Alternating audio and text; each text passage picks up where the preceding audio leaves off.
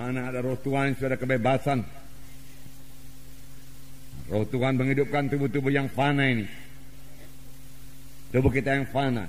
Roh Kudus ada dalam saudara, Roh Kudus ada dalam saya. Roh Kudus tidak tinggal diam, saudara. Roh Kudus menjamah tubuh saudara, Roh Kudus menjamah tubuh saya. Sehingga segenap anggota tubuh saya berfungsi dengan baik. Anggota tubuh saudara berfungsi dengan baik. Karena Roh Kudus tinggal dalam saudara. Roh Kudus menjamah tubuh saudara. Roh Kudus memperbaiki tubuh saudara. Mana yang rusak oleh dosa, dia perbaiki. Mana yang rusak oleh setan, dia perbaiki. Untuk itu Roh Kudus diberikan kepada kita. Amin, saudara. Haleluya. Haleluya. Ya. Pekerjaan Roh Kudus sampai sekarang, sampai kita nanti beroleh tubuh kebangkitan yang luar biasa daripada Tuhan. Sekarang ini tubuh kita ini, saudaraku, belum tubuh kebangkitan, belum tubuh yang mulia. Tapi saudaraku, sebagai anak-anak Tuhan, tubuh kita ini biar dikuasai oleh Roh Tuhan. Kalau tubuh kita dikuasai oleh Roh Tuhan, kita kuat, kita sehat, kita berkemenangan. Dan penyakit saudaraku tidak berkuasa atas kita, saudara. Puji Tuhan. Nah, saudara yang kasih dalam nama Yesus, oleh sebab itu kita perlu memiliki persekutuan yang erat dengan Roh Kudus. Rasakan selalu kehadiran Roh Kudus dalam hati saudara, karena dia tinggal dalam saudara.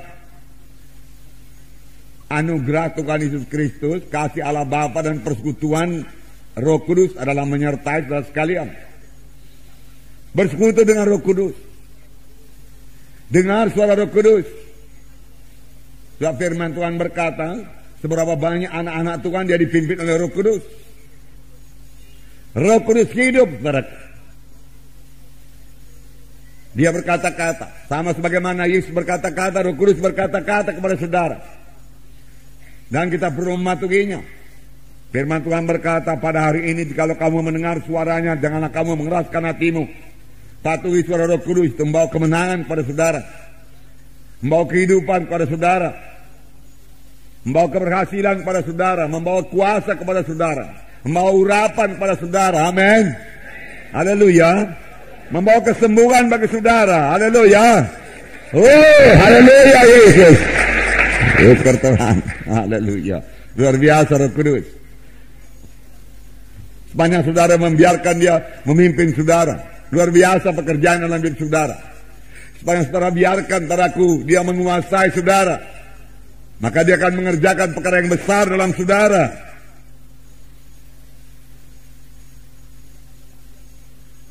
Sebab ada lagi yang lain yang bisa menguasai manusia ini. Ada lagi yang lain yang bisa menguasai anak-anak Tuhan yang sudah lahir baru. Saudara bertanya, apakah itu? Daging. Itu sebabnya duniawi. Itu sebabnya ada dinamakan Kristen daging, Kristen duniawi, Kristen yang dalam kehendak daging, Kristen yang dikuasai duniawi. Ya, orang duniawi memikirkan hal-hal yang dari dunia ini. Tentunya orang rohani memikirkan perkara-perkara rohani. Jadi kita bisa mencek diri kita dan mau berubah. Saudaraku, apakah kita dalam roh? Kalau kita dalam roh, kita memikirkan perkara-perkara rohani. Dan itu membawa berkat yang besar kepada saudara sebagai pelayan Tuhan. Ya, sebab tanpa saudaraku, Roh Kudus, saudaraku menyertai saudara, mengurapi saudara, bagaimana saudara bisa melayani saudaraku? Bukan oleh kuat, bukan oleh gagah, melainkan oleh Rohku juga. Not by might, not by power, but by my spirit, said the Lord. Pada hari ini jikalau kamu mendengar suaranya, janganlah kamu mengeraskan hatimu. Dan firman Tuhan memberikan contoh, Paulus memberikan contoh mengenai bangsa Israel yang sudah dikeluarkan Tuhan dari tanah Mesir, dari tanah perbudakan, tapi tidak sampai ke tanah Kanaan, binasa di padang belantara karena mereka mengeraskan hatinya. Tidak mau mematuhi suara Tuhan karena tidak masuk dalam akalnya. Saudaraku, banyak orang Kristen diperintah oleh pikirannya atau oleh akalnya, saudaraku. Padahal iman itu, saudara, tidak masuk di akal kita. Kita sudah belajar mengenai iman. Iman, saudaraku, bertentangan dengan pikiran manusia ini. Iman juga bertentangan dengan perasaan. Kalau kita memakai perasaan kita, dengan mudah kita ditipu oleh setan. Tapi, dengarkan baik-baik. Sepanjang kita berjalan dalam roh, yaitu membiarkan Roh Kudus menguasai kita, memimpin kita, saudaraku, maka daging tidak akan menguasai kita. Amin. Dan penyakit juga tidak menguasai kita. Amin. Daging tidak menguasai kita. Amin. Penyakit tidak menguasai kita. Amin. Haleluya. Katakan, saya mau berjalan dalam roh Tuhan. Maka perkara daging, kehendak daging tidak bisa menguasai saya. Juga penyakit tidak bisa menguasai saya. Haleluya. Haleluya Tuhan. Ya, firman Tuhan juga berkata, jika kamu hidup dalam daging, kamu akan mati kelak. Kamu akan mati kelak. Bertobat, jadilah orang rohani. Tetapi kalau dengan roh kamu mematikan perbuatan tubuh, maka kamu akan hidup. Saudaraku, saudara, dengan roh Tuhan yang bersatu dengan roh kita pada waktu kita lahir baru. Amin. Ya, sebelum kita lahir baru, roh kita mati, nggak bisa mengerti perkara rohani, nggak bisa menyambut Tuhan, saudaraku.